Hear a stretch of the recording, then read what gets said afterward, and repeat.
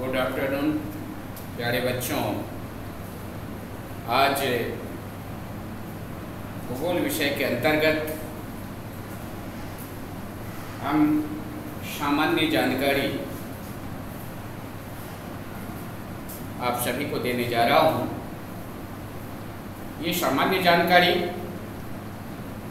केवल भूगोल विद्यार्थियों के लिए ही नहीं महत्वपूर्ण है, बल्कि जितने भी प्रतियोगी परीक्षार्थी होते हैं उन सब के लिए भी ये काफ़ी महत्व रखता है। प्यारे बच्चों, जिस टॉपिक की बात करने जा रहा हूँ वह टॉपिक अक्षांश, देशांतर और ग्लोब।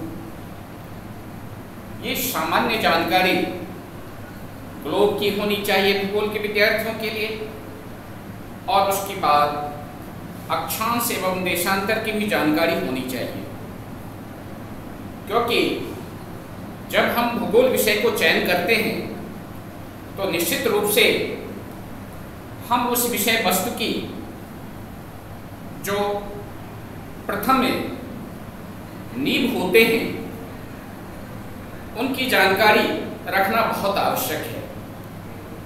तो सबसे पहले ग्लोब,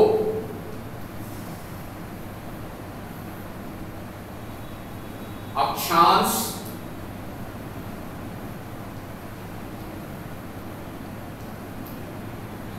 व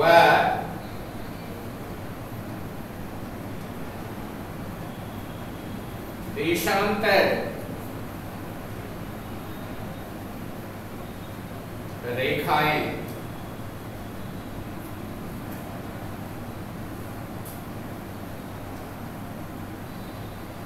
ग्लोब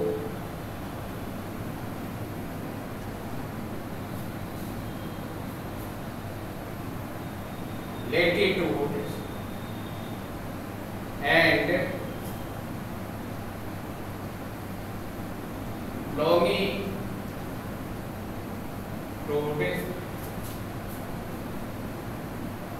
line।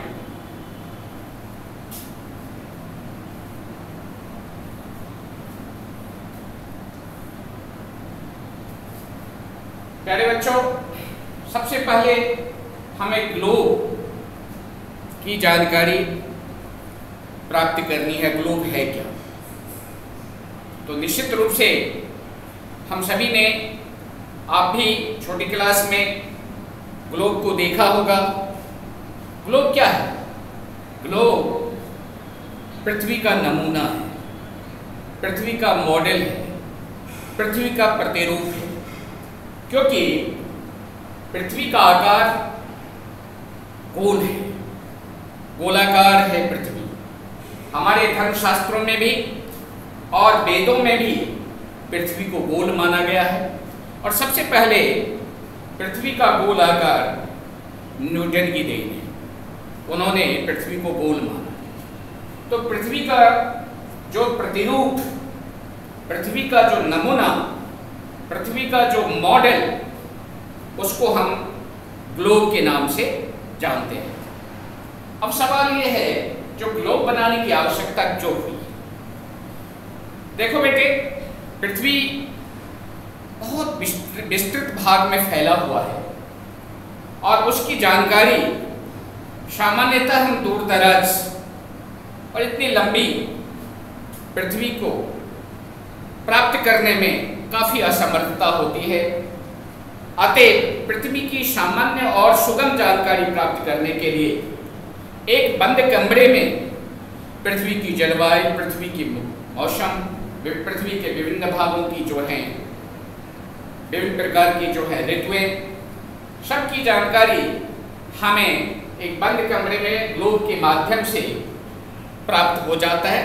उस पर खींची गई कि जो काल्पनिक रेखाएं हैं, अक्षांश व देशांतर रेखा, तो इन अक्षांश रेखाओं से तो हमें मौसम, ऋतु, जलवायु के बारे में जानकारी पृथ्वी के किसी भाग की हो जाती है। देशांतर से हमें पृथ्वी की जो समय है उसका जो है हमें जानकारी प्राप्त होती है। देशांतर से किसकी जानकारी प्राप्त होती है? पृथ्वी के किसी भाग का समय को हम निर्धारित कर सकते हैं, एक बंद कमरे में जो है उसको हम प्राप्त कर सकते हैं।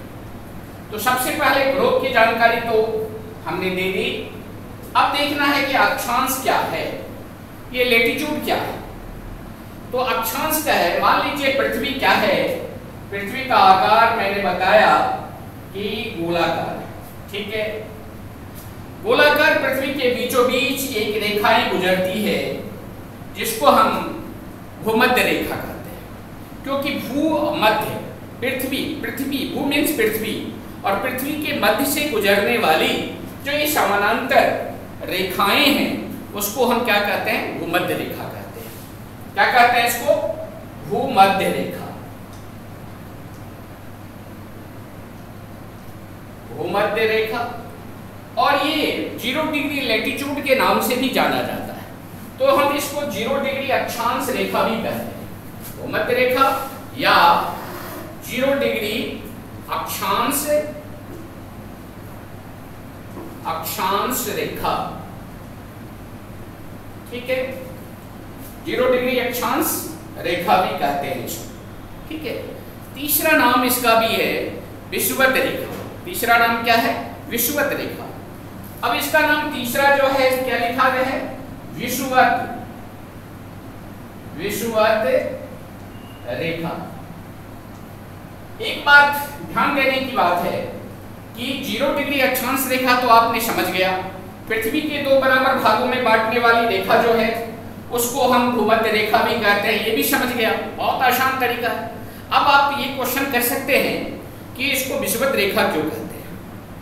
तो बच्चों, जहां पर विषव, इसका शाब्दिक ये विषव का अर्थ है जहां पर दिन रात बराबर होते हैं। जहां पर क्या होते हैं? दिन रात बराबर होते हैं। तो दिन रात बराबर, इस विषुवत रेखा पर दिन रात 12 घंटे के दिन और 12 घंटे की रात होती है, इसीलिए इस रेखा को हम विषुवत रेखा कहते हैं। अगर आपसे पूछे जो विषुवत रेखा की क्यों नाम रखा गया, तो आप क्या कहोगे? विषुवत रेखा क्या है? यहाँ पर दिन रात बराबर होते हैं, इसीलिए इसको हम विषुवत रेखा भी कहते हैं। अब विषुवत रेखा से उत्तर, जो पृथ्वी का आधा भाग है, उसको हम क्या कहते हैं? क्योंकि पृथ्वी का ऊपरी भाग जो है उसको हम उत्तर मानते हैं, और पृथ्वी का निचला भाग जो है, जो नीचे भूमध्य रेखा का जो दक्षिण वाला भाग है, उसको हम क्या दक्षिणी गोलार्ध मानते हैं। कुल मिलाकर के अगर देखा जाए तो बच्चों ये ध्यान देने की बात है कि सर जो है उत्तर होता है और पैर जो है वह दक्षिण होता है। दाएं हाथ अगर बोर्ड पर खड़े हैं तो दाएं हाथ क्या हो जाएंगे? दायां हाथ पूरब होता है और बायां हाथ पश्चिम होता है। ये ध्यान देने की बात है, समझ गए? तो इस सबसे बड़ी बात ये है कि विषुवत रेखा से उत्तर जो रेखाएं चापाकार या अर्धवृत्ताकार या कोणीय रेखाएं होती है, वह सभी अक्षांश रेखाएं होती है। वो सभी क्या होती है? अक्षांश रेखाएं होती है। ये सभी अक्षांश रेखाएं हैं, ये सभी अक्षांश रेखाएं, ठीक है। अब सवाल ये है कि ये अक्षांश रेखाएं हैं, तो विषुवत रेखा की जो है ऊपर वाले भाग को हम क्या कहेंगे? उत्तरी गोलार्ध। क्या कहेंगे? उत्तरी गोलार्ध। और ये दक्षिण वाले भाग को क्या कहेंगे? दक्षिणी गोलार्ध। ये तो हो गया अक्षांश की बात। अब सवाल ये है कि अक्षांश से के आधार से हम विश्व के किसी भी भाग की जो है ऋतु, जलवायु या मौसम की जानकारी कैसे प्राप्त कर सकते हैं? तो इसका ये है कि मान लीजिए सूर्य, ये सूर्य है, ये सूर्य है, ये क्या है? सूर्य। सूर्य की किरणें जो है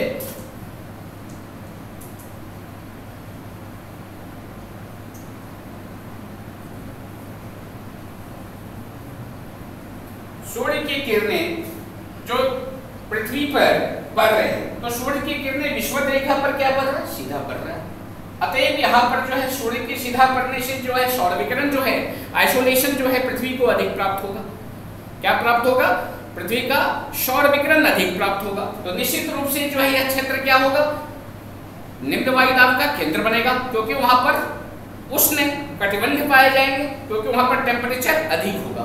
ठीक उसी तरह से जो जो सूर्य का प्रकाश पृथ्वी पर तिरछा पड़ता जाएगा तो जो है उसका तापमान में कमी होती चली जाएगी। तो इस तरह से हमें जो है वह अक्षांश से किसी भी देश की जो है जलवायु और मौसम और ऋतुओं के बारे में जानकारी स्पष्ट रूप से प्राप्त हो जाती है। अब ये देखना है कि ये विषुवत रेखा की लंबाई कितनी होती है। विषुवत रेखा की लंबाई सामान्यतः हर किताबों में नहीं है, लेकिन विषुवत रेखा की लंबाई है 40,076 किलोमीटर। कितने हैं? 40,076 किलोमीटर इसकी लंबाई है। कितनी है? 40,076 किलोमीटर इसकी क्या है? विषुवत रेखा की लंबाई है। अब आपको जो है, अब हम देशांतर रेखाओं पर जाते हैं। किस पर जाएंगे? देशांतर रेखा।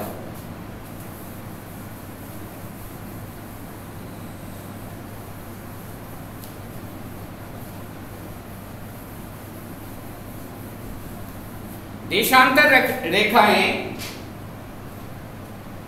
जैसे पृथ्वी गोल है, ठीक है, तो पृथ्वी के बीचों बीच एक समकोण रेखा खींची जाती है, जिसको हम 0 डिग्री क्या कहते हैं? 0 डिग्री देशांतर रेखा कहते हैं। क्या कहते हैं? 0 डिग्री देशांतर रेखाएं, या इसको प्रधान देशांतर रेखाएं कहते हैं, या 0 डिग्री यामोत्तर रेखाएं भी कहते हैं। इसको क्या कहते हैं? यामोत्तर। फिर उसी को जो है ऐसे दोनों ध्रुवों को मिलाने वाली, दोनों ध्रुवों को मिलाने वाली, दोनों ध्रुवों को मिलाने वाली न्यूनतम दूरी की रेखा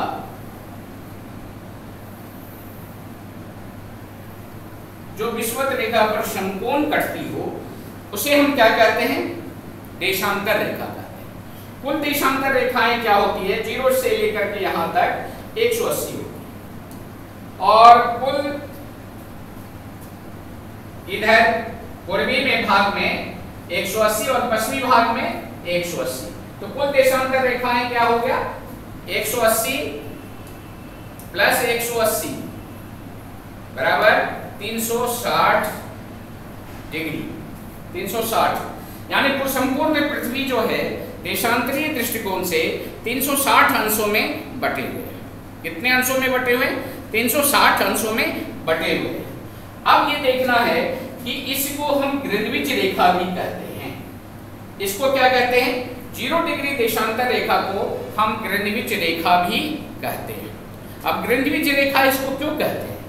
क्योंकि ये ग्रीनविच इंग्लैंड का जो है, ग्रीनविच एक शहर है लंदन के पास, लंदन के बीचों बीच जो है ये ग्रीनविच भी शहर है, जो उस शहर से ये रेखाएं 0 डिग्री जो है देशांतर रेखाएं गुजरती है, इसीलिए इस रेखा को हम ग्रीनविच रेखा कहते हैं। ये जितनी भी अक्षांश रेखाएं हैं या देशांतर रेखाएं, सभी रेखाएं जो है ग्लोब पर जो खींची गई है वह सभी काल्पनिक रेखाएं हैं।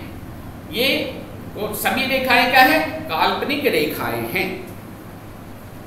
अब ये 0 डिग्री देशांतर रेखा से आधा जो पृथ्वी का भाग जो है उत्तर से दक्षिण तक, उसको हम कहते हैं पूर्वी गोलार्ध। उसको क्या कहते हैं? पूर्वी गोलार्ध।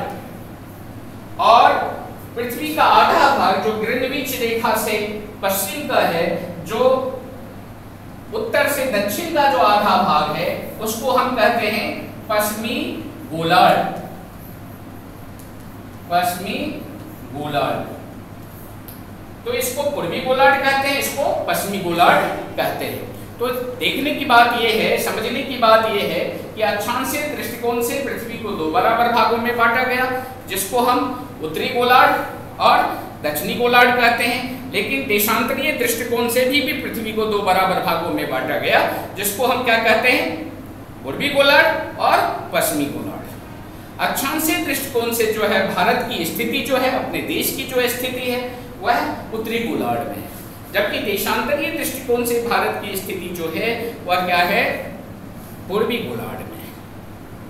कहां पर है, पूर्वी गोलार्ध में। अब ये जो है ये यहां से विश्व की घड़ियां यहां से चलती है। सबसे पहली बात है कि विश्व की घड़ियां यहां से चलने का प्रावधान ये जो है कहां हुआ, तो सबसे पहले मीटिंग हुई थी, एक भौगोलिक सम्मेलन हुआ था वाशिंगटन में 1884 ईस्वी में।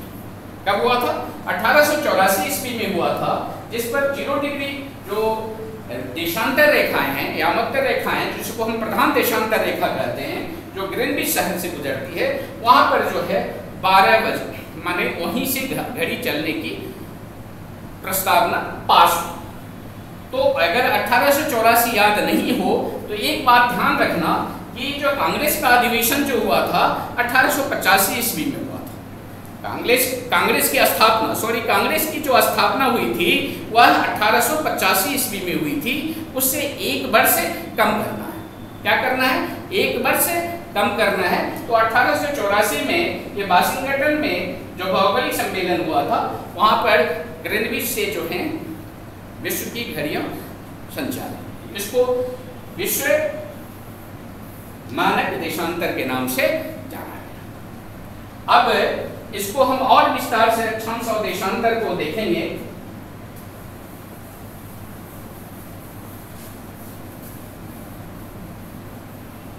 अब क्या है, अलग अलग अक्षांश और देशांतर के बारे में समझ गए। अब एक ग्लोब बनाएंगे, ग्लोब के बीचों बीच भूमध्य रेखा, ठीक है, पृथ्वी के बीचों बीच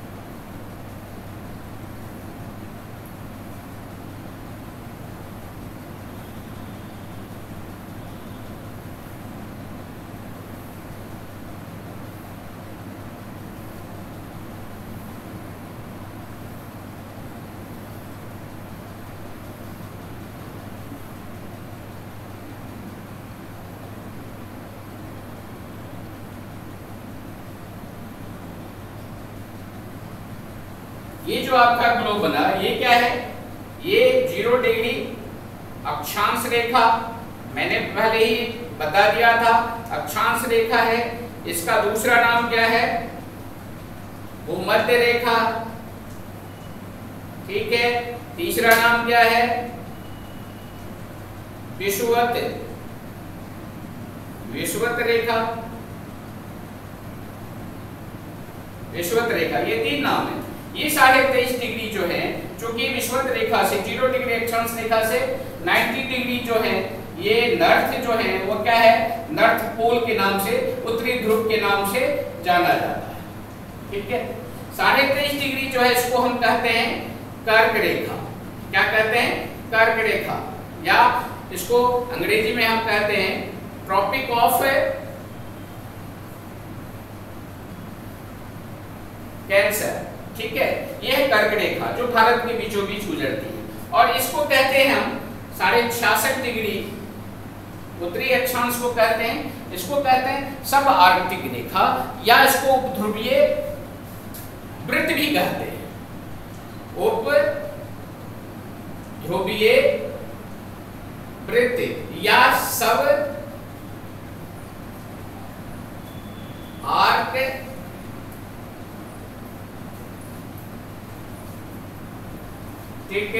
रेखा, लाइन,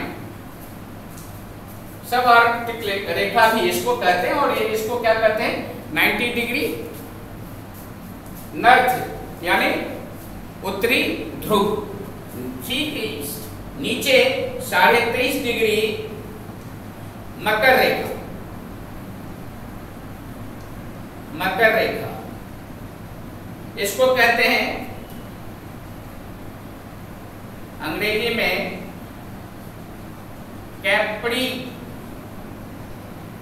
ट्रॉपिक ऑफ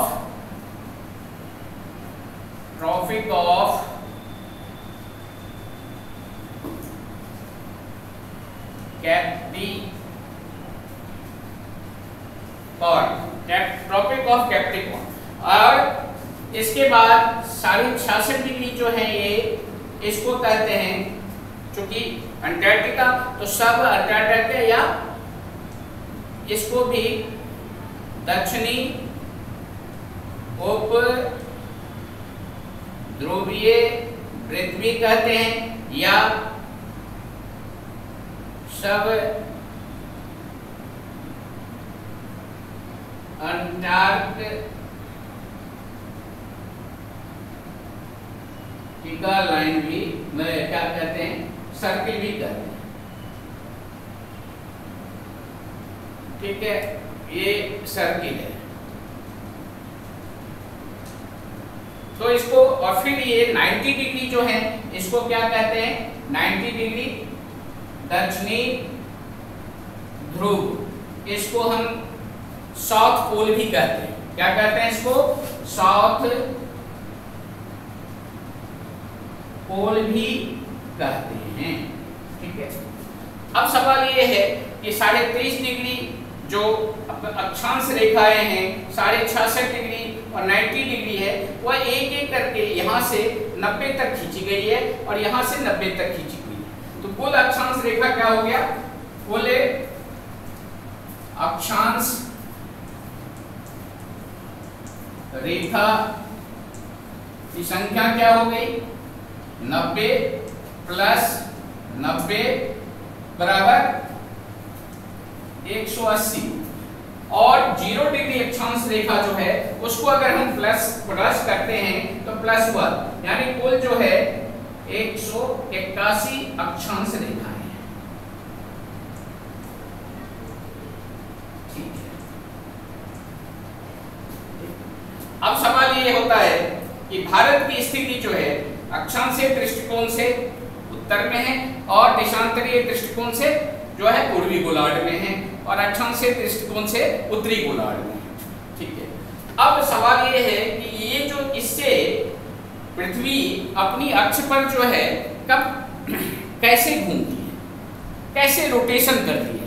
तो पृथ्वी जो है अपनी अक्ष पर, अपनी एक्सिस पर पश्चिम से पूर्व की ओर घूमती है। ठीक है, पृथ्वी, नोट कर लीजिए, पृथ्वी अपनी अक्ष पर पश्चिम से पूर्व की ओर घूमती है, पश्चिम से पूर्व की ओर घूमती है। और इसको घूमने में कितना समय लगता है।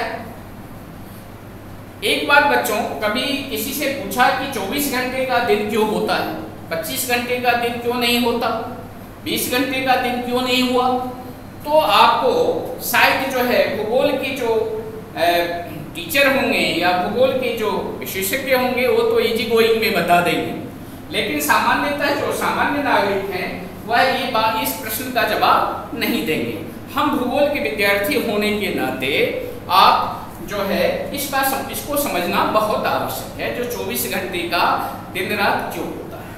तो पृथ्वी अपनी अक्ष पर, अपनी एक्सिस पर जो रोटेशन जो है साउथ वेस्ट से जो है ईस्ट की ओर करते हैं, यानी पश्चिम से पूर्व की ओर जो करती है पृथ्वी, उसमें प्रति देशांतर उनको 4 मिनट का समय लगता है।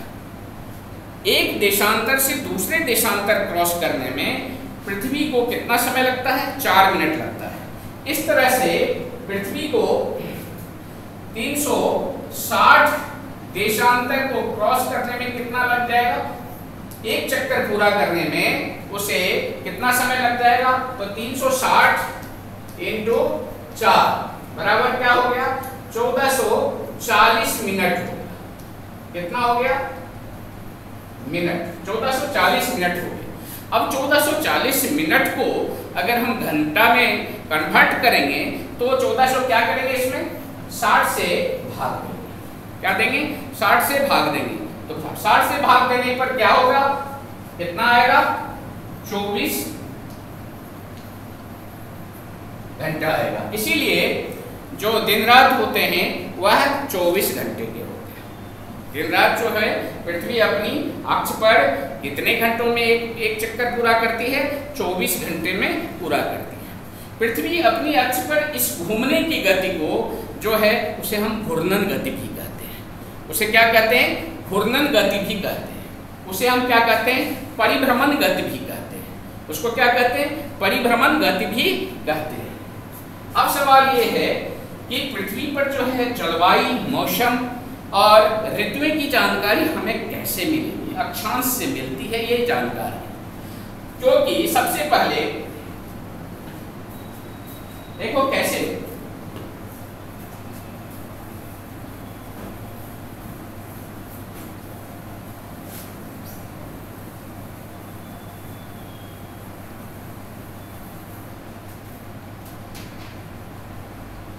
सूर्य का प्रकाश जो है, सूर्य का प्रकाश पृथ्वी पर सभी जगह समान रूप से नहीं पड़ता है, जिसके कारण आइसोलेशन पृथ्वी को सभी भागों में समान रूप से नहीं पहुंच पाता है। सौर विकिरण जो है पृथ्वी को सभी भागों में समान रूप से नहीं पहुंचता। तो कहीं पर अत्यधिक गर्मी, कहीं पर जो है न तो अधिक गर्मी न अधिक सर्दी, और कहीं पर कठोर सर्दी पड़ते हैं। वो किसके कारण? तो सूर्यताप के कारण। ठीक है। अब मान लीजिए ये सूर्य है, सूर्य है। अब सूर्य का प्रकाश जो है पृथ्वी अपनी अक्ष पर रोटेशन कर रही है। क्या कर रही है? रोटेशन कर रही है। तो मध्यवर्ती भाग जो है, विषुवत रेखा वाला भाग जो है, वो हर समय जो है सूर्य के सम्मुख होगा। सूर्य के क्या होगा? सम्मुख होगा। जो विषुवत रेखा से ध्रुव की ओर हम चलेंगे, चाहे उत्तरी ध्रुव हो चाहे दक्षिणी ध्रुव हो, तो जो है ये किरणें जो है, सूर्य की किरणें आगे तिरछी पड़ती चली जाएगी। तिरछी पड़ने के कारण सौर विकिरण जितना भूमध्य रेखा को प्राप्त होगा उतना जो है वह आगे ध्रुवीय वृत्त पर नहीं पड़ेगा, उससे आगे जो है ध्रुवीय वृत्त पर नहीं पड़ेगा। तो इस तरह से जहां जहां सूर्य की किरणें सीधी पड़ती है वहां वहां पर तापमान अधिक होता है, और जहां जहां पर सूर्य की किरणें जो है पृथ्वी के जिन भागों में तिरछी पड़ती है वहां पर टेम्परेचर स्वाभाविक रूप से क्या होगा? बहुत कम प्राप्त होगा। तो इस तरह से हम विश्व के किसी भी देश की अक्षांशीय विस्तार के दृष्टि से जलवायु के बारे में, मौसम के बारे में या ऋतुओं के बारे में आसानी पूर्वक से समझ सकते हैं। ठीक है। अब सवाल यह है कि दिन रात तो यहाँ बराबर तो होती है। कहाँ पर होती है? विषुवत रेखा पर।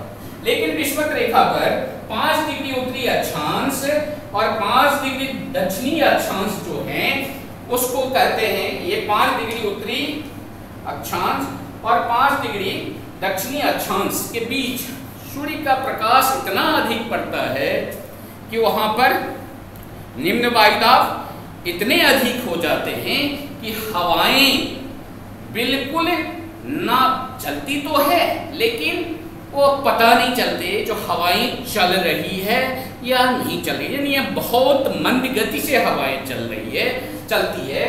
तो मंद गति से हवा चलने के कारण इस 5 डिग्री उत्तरी अक्षांश और 5 डिग्री दक्षिणी अक्षांश को हम शांत पेटी के नाम से जानते हैं। किसके नाम से? शांत पेटी के नाम से भी जानते हैं। इसको डोलड्रम भी कहते हैं। इसको क्या कहते हैं? डोलड्रम भी कहते हैं। ठीक है।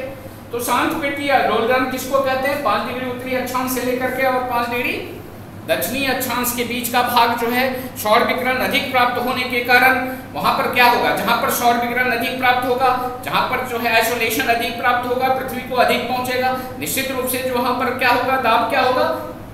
तो निम्न होगा। क्योंकि कहा भी जाता है कि higher temperature lower pressure and lower temperature और हायर प्रेशर। ठीक है।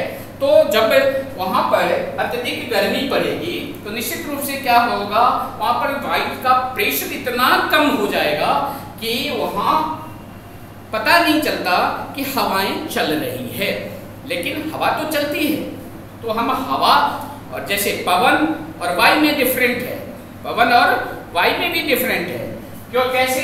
जब मंद गति से हवा चलती है तो उसको हम जो क्या कहते हैं, वायु कहते हैं, एयर कहते हैं। लेकिन अगर उसी में गति आ जाता है तो हम उसको क्या कहते हैं, पवन कहते हैं। क्या कहते हैं उसको? पवन कहते हैं। ठीक है, तो इसका सीधा जो है उदाहरण है कि यहां पर जो है air with motion, air with motion is called क्या? विंड। एयर में जो गति आती है तो वह क्या हो जाता है? विंड कहलाता है। तो जो डोल्टन वाली भाग है, जो शांत पेटी वाली भाग है, वहां पर जो है वह हवाएं बिल्कुल मंद गति से चलती है, यानी वहां पर एयर चलती है। ठीक है, एक बात तो ये हो। दूसरी बात है, कर्क रेखा पर सूर्य और मकर रेखा पर भी सूर्य जो है लंबवत चमकते हैं। किस दिन जो है लंबवत सबसे ज्यादा चमकते हैं? कर्क रेखा पर 21 जून। 21 जून को जो है वह कर्क रेखा पर जिसको हम कर्क रेखा कहते हैं, जो भारत के बीचों बीच होकर के गुजरती है, ये कर्क रेखा जो है उसको वहां पर 21 जून को जो है सूर्य लंबवत पड़ते हैं। तो क्या होता है, यहाँ पर दिन की अवधि सबसे लंबी होती है। तो उत्तरी गोलार्ध में भारत में सबसे लंबा दिन कौन से दिन होते हैं, कौन से तारीख को होते हैं? 21 जून। ठीक उसी प्रकार से 22 दिसंबर को, ठीक उसी प्रकार 22 दिसंबर को मकर रेखा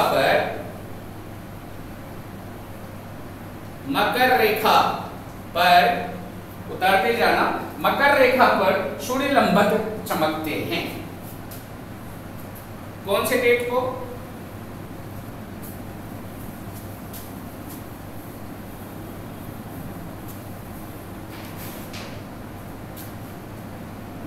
भारत कर्क रेखा पर भारत में दिन की अवधि सबसे लंबी कब होती है? तो आंसर क्या हो जाएगा? आंसर होगा क्या? 21 जून। ठीक है, लेकिन मकर रेखा पर सबसे ठीक, और कर्क रेखा पर हो गया, ये कौन है? कर्क रेखा। कर्क रेखा पर सूर्य लंबवत चमकते हैं,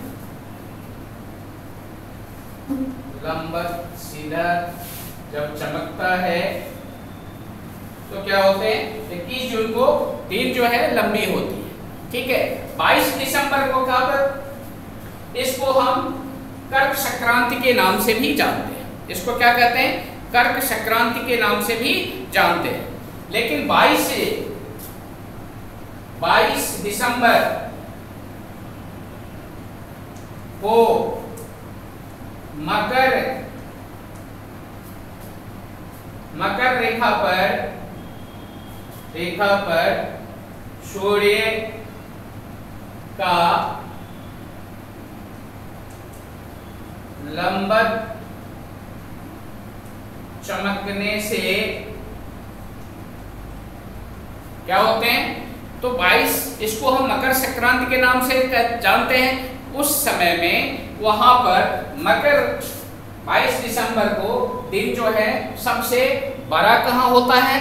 तो कहां पर होता है? जहां जो देश जो है मकर रेखा के बीचों बीच होकर के गुजरते हैं, वहां पर दिन की अवधि लंबी होती है।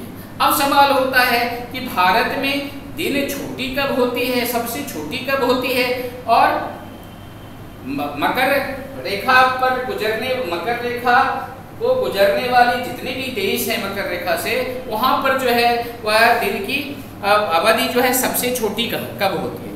तो ठीक इसके अपोजिट होता है। 21 जून को अगर भारत में क्या होगा, 21 जून को अगर भारत में दिन की अवधि लंबी होगी तो ठीक क्या होगा, मकर राशि, मकर रेखा पर जितने भी जो है देश गुजर रहे हैं, जितने देश स्थित हैं, उनमें वहाँ दिन क्या होगा, सबसे छोटी। और ठीक 22 दिसंबर को अगर 22 दिसंबर को मकर रेखा पर सूर्य जो है लंबवत होते हैं तो सबसे छोटा दिन इंडिया में होगा। ठीक है, ठीक उसका विपरीत होता है। क्या होता है, ठीक उसका विपरीत होता है। अगर 21 जून कर्क रेखा भारत में दिन की अवधि सबसे लंबी होती है तो मकर रेखा पर दिन जो है सबसे छोटा होगा। अगर मकर रेखा पर जो है लंबवत होते हैं, सूर्य की किरणें पड़ती है और दिन जो है लंबी होती है तो निश्चित रूप से उस समय में भारत में जो है दिन सबसे छोटी। ठीक है, अब सवाल ये है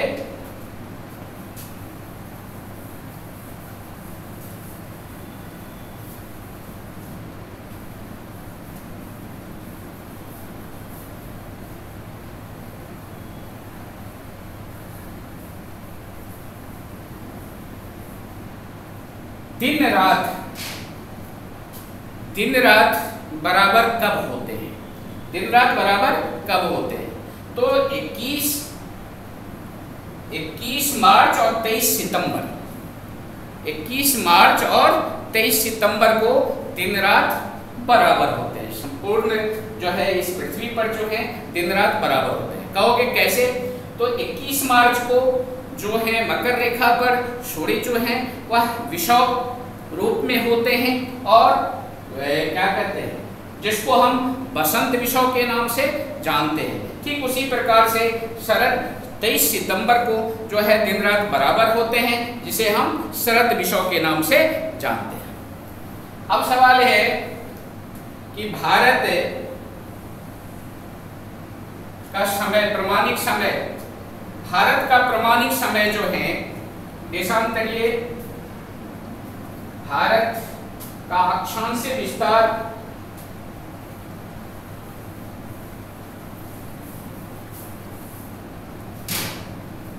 देखो, भारत का अक्षांशीय विस्तार है क्या, 8 डिग्री 4 मिनट से 37 डिग्री 6 मिनट उत्तरी अक्षांश के बीच, उत्तरी अक्षांश के बीच स्थित है। क्या है, स्थित है।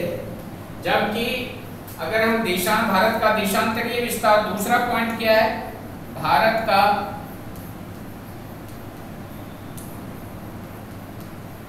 देशांतरीय विस्तार क्या है, 68 डिग्री 7 मिनट से, पूर्वी लिख देता हूं, पूर्वी देशांतर से 97 डिग्री 25 मिनट पूर्वी देशांतर के मध्य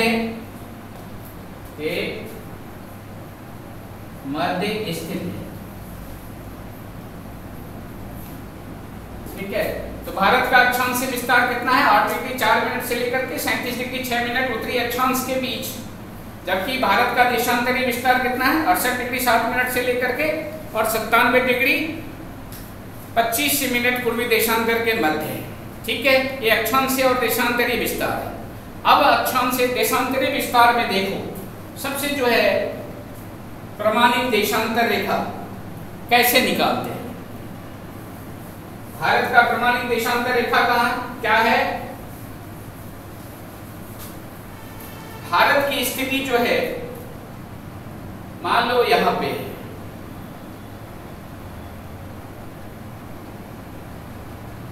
भारत की स्थिति जो है यहां है, ठीक है। भारत की स्थिति यहां पर है,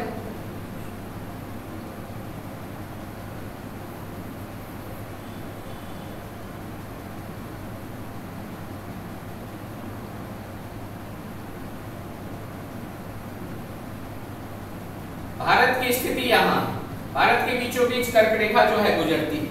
तो भारत के बीचों बीच कर्क रेखा जो गुजरती है वो कौन कौन से राज्यों से होकर के गुजरती है? तो भारत के बीचों बीच कर्क रेखा जो गुजरती है वो 8 राज्यों से होकर के गुजरती है। कौन कौन से राज्यों से गुजरती है? तो सबसे पहले जो है कर्क रेखा जो है, कर्क रेखा गुजरती है भारत से, बीचों बीच गुजरती है, भारत के मध्य होकर गुजरती है। तो इसमें एक तो जो है जलवायु संबंधी जो है विभेद हो जाता है, क्योंकि कर्क रेखा से जो दक्षिण वाला भाग है वो उष्णकटिबंध के अंतर्गत आ जाता है, और कर्क रेखा से जो है ऊपर वाला भाग जो है वो शीतोष्ण कटिबंध के अंतर्गत आ जाता है। यही कारण है दोनों प्रकार की जलवायु भारत में पाई जाती है, जिसके कारण जो है यहाँ पर विभिन्न प्रकार के जो है फसलों की पैदावार जो है होती रहती है, और इतनी सघन जनसंख्या के भरण पोषण के लिए जो है यह पर्याप्त संसाधन जो हमें वो क्या करते हैं, उपलब्ध कराते हैं। ये संसाधनों की इसीलिए जो है इसको हम दोनों जलवायु वाले देश के नाम से जानते हैं। एक तो आधा भाग क्या है, आधा भाग जो है वह उष्णकटिबंध में आ जाता है, और आधा भाग क्या है, शीतोष्ण कटिबंध में आ जाता है, ठीक है। अब सवाल है जो कौन कौन सी राज्यों से कर्क रेखा गुजरती है? कर्क रेखा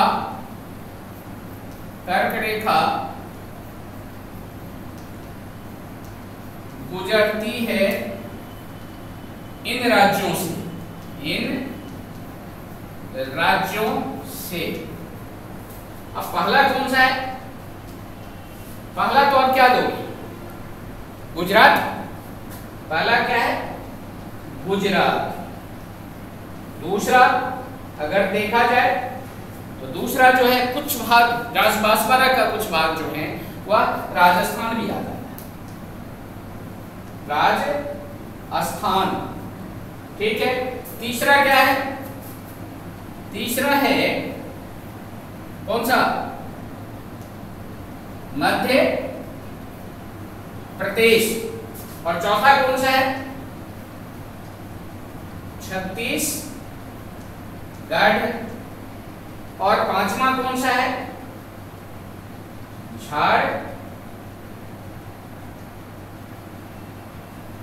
झारखंड। और सातवां झारखंड के बाद त्रिपुरा, और आठवां है मिजोरम। इन 8 राज्यों से कर्क रेखा गुजरती है, ठीक है। अब नोट कर लो। अब आपको हम देशांतर के बारे में, समय के बारे में बता रहे हैं, जो समय कैसे निकाला जाता है, समय कैसे निकाला जाता है। तो देखो भारत का प्रमाणित देशांतर कितना है? भारत का प्रमाणित देशांतर कैसे निकालेंगे? तो जितनी भी विस्तार है, देशांतरी विस्तार है, उसको जो है पूरब से, जैसे 68 डिग्री है, 68 डिग्री 7 मिनट है, पूर्वी है, और विस्तार कहां से है? 97 डिग्री 25 मिनट है। तो 97 में से 97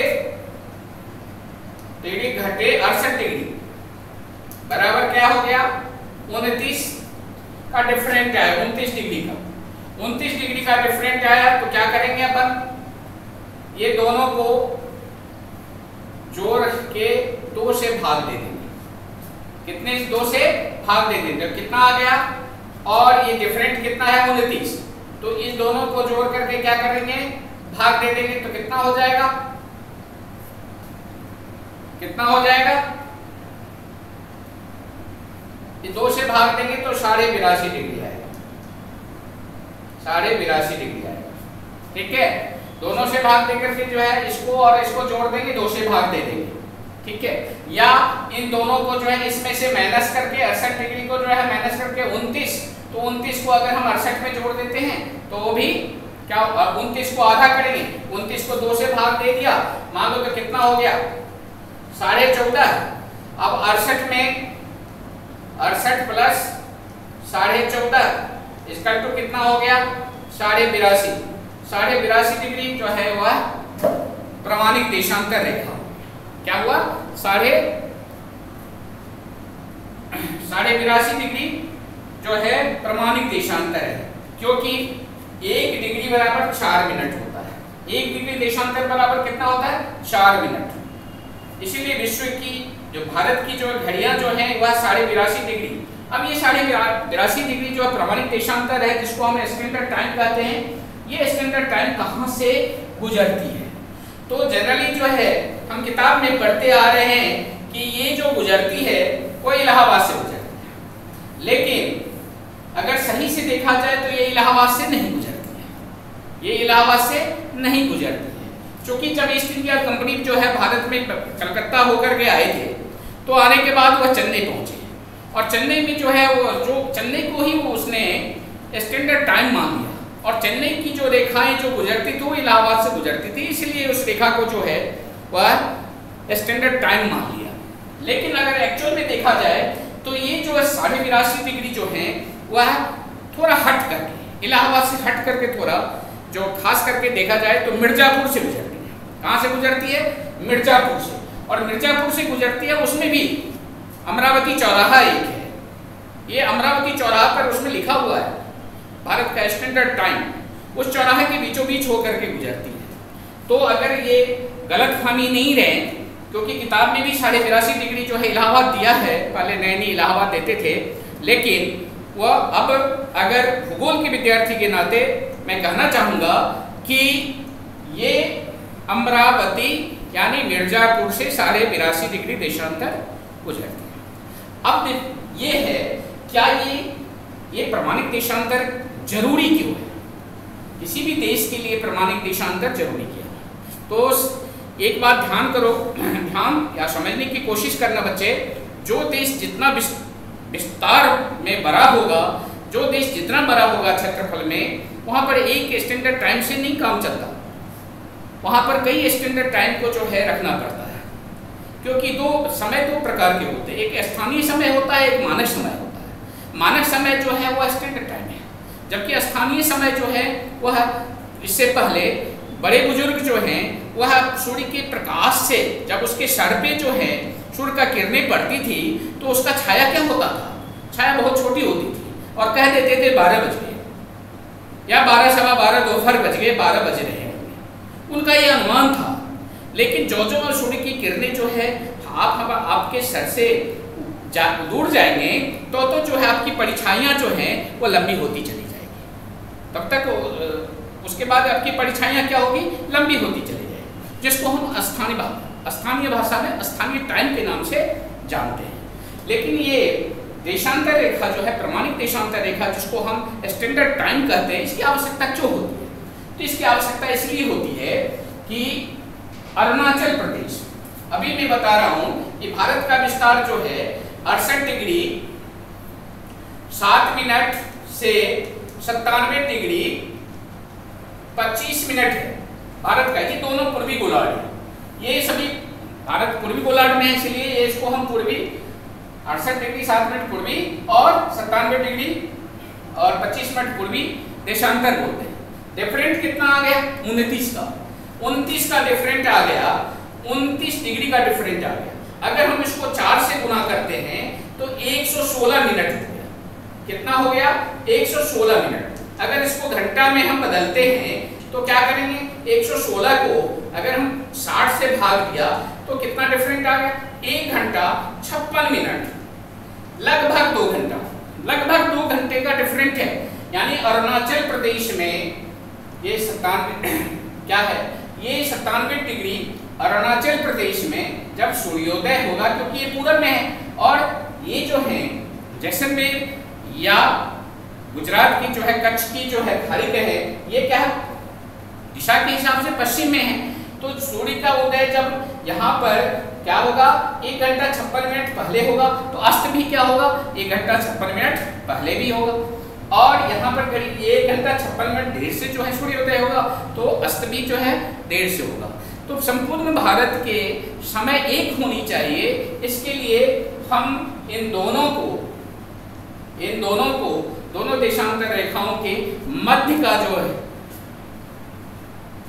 लॉन्गिट्यूड होता है, उस मध्य की लॉन्गिट्यूड को स्टैंडर्ड ऑफ टाइम मान लिया जाता है और वहीं से घड़ी को सेट किया जाता है। ना तो अरुणाचल प्रदेश वाले को कोई प्रॉब्लम हो और ना ही जो जैसलमेर वाले को कोई प्रॉब्लम हो। लेकिन ये तो स्टैंडर्ड टाइम से जो है घड़ियां जो है पूरे देश में सामान्य रूप से चलने लगती है। बहुत से देश ऐसे हैं जहां पर जो है स्टैंडर्ड टाइम एक नहीं है। जैसे कनाडा में 6 स्टैंडर्ड टाइम है, चाइना में 6 स्टैंडर्ड टाइम है, ये सोवियत रशिया में 11 स्टैंडर्ड टाइम है। तो इस तरह से स्टैंडर्ड टाइम जो है वह क्षेत्रीय विस्तार के दृष्टिकोण से, देश के क्षेत्रीय विस्तार के दृष्टिकोण से रखा जाता है। अब सवाल ये आता है कि भारत का प्रमाणित देशांतर रेखा और ग्रीनविच रेखा में डिफरेंस कितना है।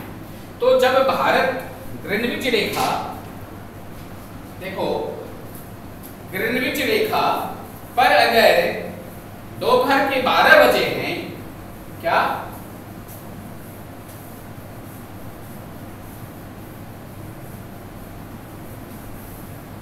अगर ग्रीनविच रेखा, अब समय देखना है, ग्रीनविच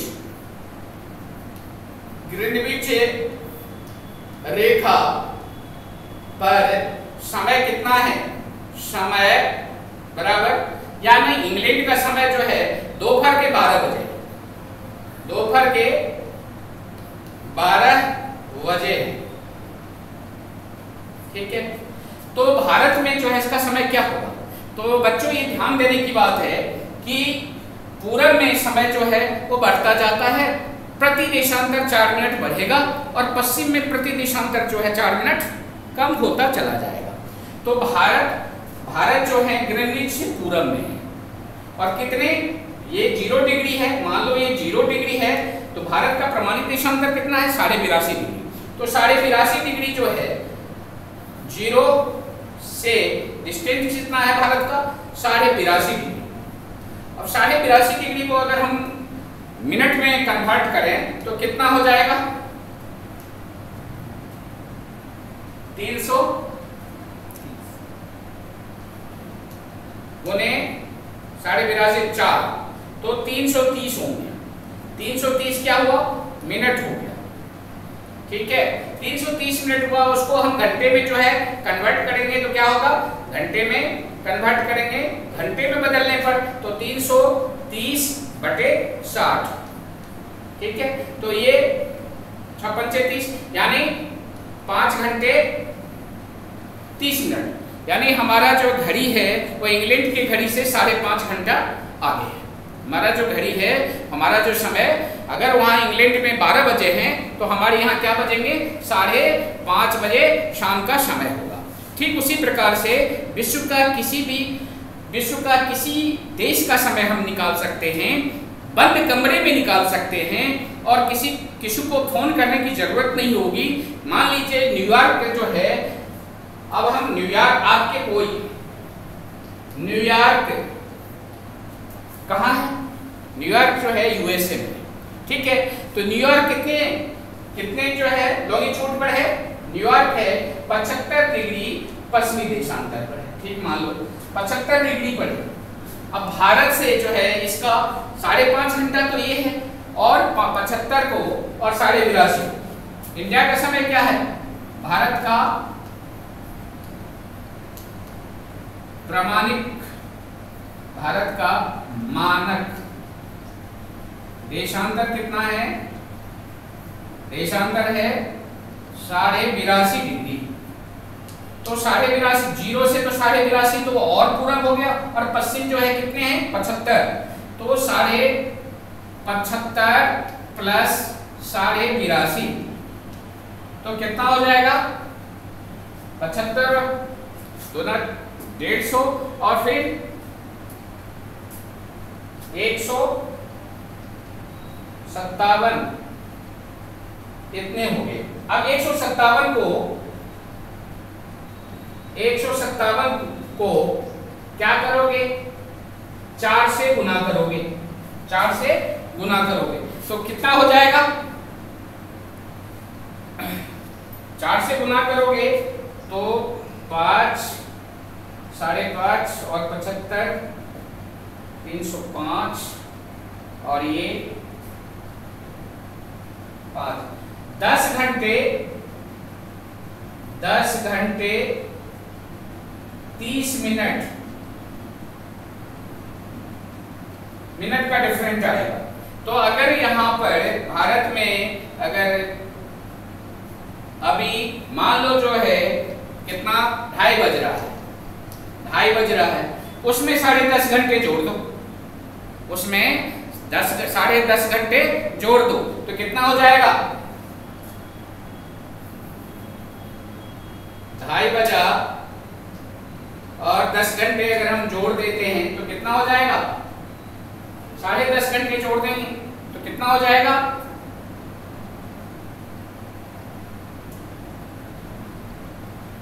कितना होगा कैलकुलेट करो जल्दी जल्दी कितना हो जाएगा। ये तो यहां पर जो है 2:30 बजे है अभी, और ये कितने का डिफरेंट आ गया 10 घंटे का, 10 घंटा 30 मिनट का, तो कितना हो जाएगा नहीं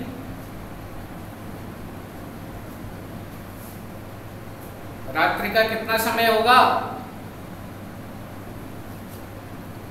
रात्रि का समय कितना हो जाएगा 2:30 तो बचा और ये 10:30 है तो कितना हो जाएगा 12 10 22 2